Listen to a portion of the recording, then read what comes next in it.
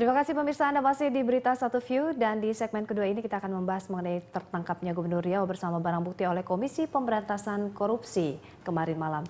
Nah ini masih hangat diperbincangkan, mungkin Mas Budi Setiarso, kalau kita lihat ini ironis ya, ketika RUU Pilkada sedang dibahas di satu pihak di tempat lain begitu, kepala daerah ditangkap oleh KPK. Betul, begitu ya. Tidak ada hubungannya ya. Betul. Ya ini saya sebetulnya sangat kasihan, bukan kasihan lah terhadap rakyat Riau ini kan. Ini kan orang yang ketiga yang ditangkap KPK. Dua gubernur sebelumnya, Pak Rusli Zainal ditangkap untuk kasus PON, korupsi PON. Lalu ada Pak Saleh Jasid waktu itu ditahan karena kasus pemadam kebakaran.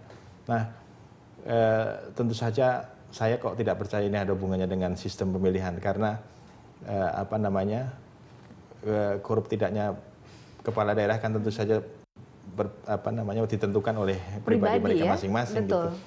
Orang membandingkan kemudian kan ini kok begitu kepala daerah dipilih langsung maka korupsinya meningkat begitu ya. Padahal itu tidak bisa dibandingkan karena dulu KPK belum kuat atau bahkan belum ada, dan pada zaman Orde Baru waktu itu kan betul-betul aparat hukum itu ditekan juga oleh pemerintah yang dikuasai oleh Pak Soeharto gitu.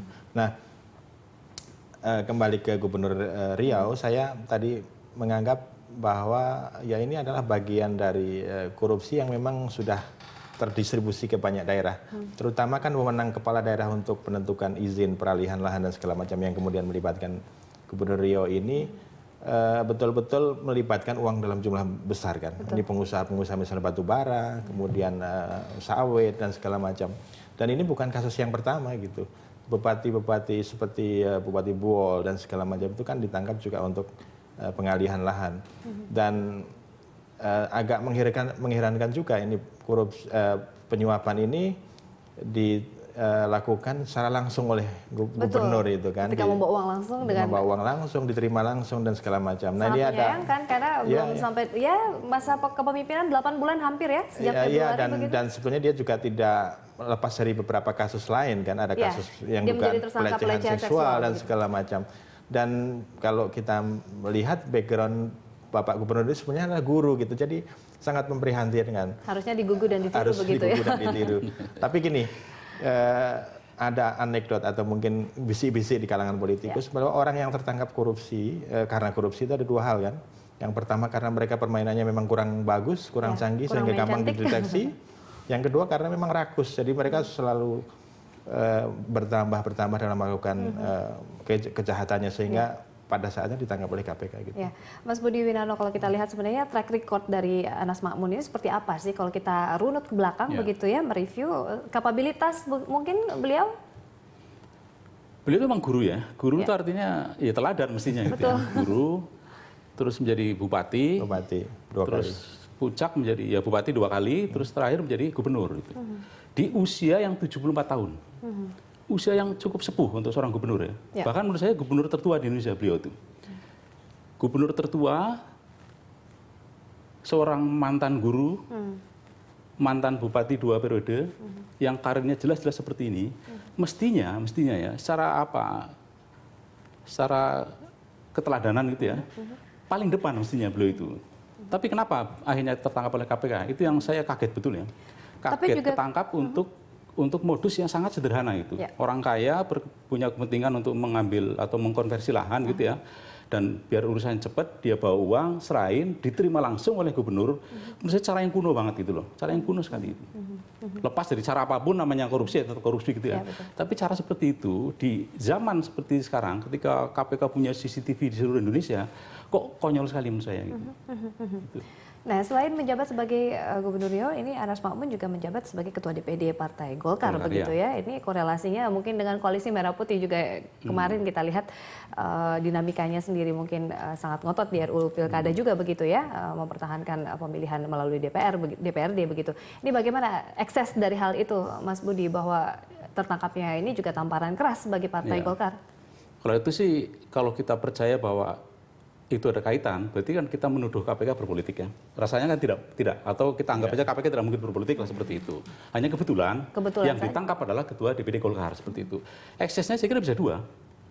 Bisa satu sisi menguntungkan koalisi rakyat gitu ya, yang lawannya koalisi merah putih ya, bahwa ini loh kadermu ternyata korup segala macam gitu. Tapi bisa juga merugikan, karena ternyata meskipun sebenarnya nggak ada hubungannya ya, ditangkap ketika DPR sedang hiruk pikuk membahas RUU Pilkada. Betul. Ketika mereka bersemangat menolak pilkada langsung. Ternyata ada contoh kasus bahwa ini loh produk pilkada langsung, hasilnya seperti ini, ditangkap oleh KPK. Itu kan contoh yang sebenarnya melemahkan, atau bukan melemahkan, menjadikan orang yang menganggap pilihan langsung sebagai cara terbaik terganggu kan. Nah ini bumerang tersendiri gitu. Begitu ya, balik gitu juga ya. Mas Budi silakan Anda menanggapi. Sebenarnya ini kalau kita harus menghubungkan dua peristiwa itu kan, jadi kan kemudian orang menghubungkan ini loh betul bukti bahwa pemilihan langsung itu membuat akses korupsi karena biayanya yang sangat tinggi dan segala macam. Padahal sekali lagi itu tidak ada hubungannya menurut saya. Banyak sekali pemimpin-pemimpin daerah yang bagus-bagus, yang track recordnya bagus, yang memiliki rekam riwayat yang dipercaya oleh masyarakat. Biaya politik mereka itu sangat rendah.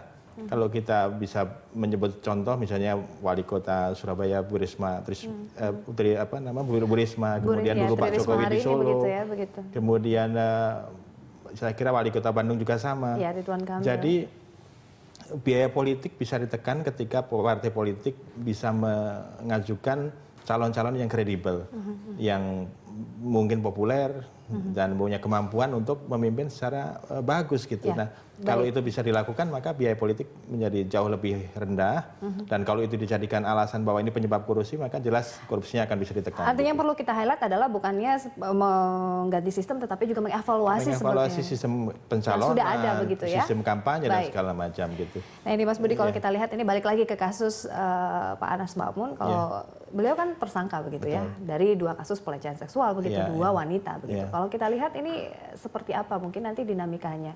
Ini double begitu ya, terkena kasus begitu. Saya kira KPK akan mendapat prioritas lebih tinggi karena memang pembuktiannya jauh lebih mudah. Kasus pelecehan seksual yang dituduhkan itu kan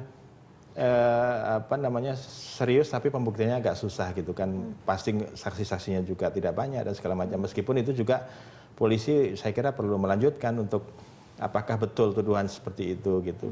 Tapi saya kira KPK akan mendapatkan prioritas yang jauh lebih besar untuk mengungkapkan kejahatan-kejahatan yang dituduhkan gitu. Ini kan pasti diikuti, kalau dia menerima suap maka akan diikuti dengan biasanya KPK akan mengikuti dengan tuduhan pencucian uang dan segala macam. Nah ini kita bisa menyaksikan kalau dia melakukan kejahatan waktu menjadi 2 kali periode bupati itu, maka itu bisa ditelusuri ke belakang, kejahatannya bisa diungkapkan dan segala macam. Itu yang kita harapkan. Tentu saja sambil nanti polisi juga bisa untuk membuktikan bahwa pelecehan seksual yang dituduhkan itu benar atau tidak. Ya. Mas Budi Winarno, kalau kita lihat ini kan kita runut juga, kita review bahwa di media ada fakta-fakta begitu ya, kerabat juga anak begitu ya yang dijadikan kepala dinas, wakil bupati begitu. Nah ini track record seperti itu kan mungkin sudah baru 8 bulan, tapi sebelumnya menjabat bupati juga sudah tercium beberapa kasus KKN begitu dari Pak Anas Ma'amun. Ya itulah yang sebenarnya mengagetkan ya, karena Anas Ma'amun itu dilantik jadi gubernur itu baru 19 Februari 2014. Baru 8 bulan itu. Baru sekali itu. Baru sekali artinya itu. Dari hasil pemilu tahun 2013 gitu ya itu. Artinya beberapa bulan sudah terkena kasus yang menurut saya sangat berat gitu. Karena tangkap KPK itu udahlah selesai menurut saya, karena KPK pasti punya bukti yang kuat gitu untuk menetapkan seseorang menjadi tersangka. Apalagi ini ketangkap tangan. Itu untuk kasus penyuapan itu. Untuk polisi secara tadi sebenarnya belum tersangka, beliau baru terlapor gitu. Terlapor ya? Baru terlapor gitu. Tapi kasusnya kalau memang benar kan juga memalukan ya. Tak kalah memalukan itu.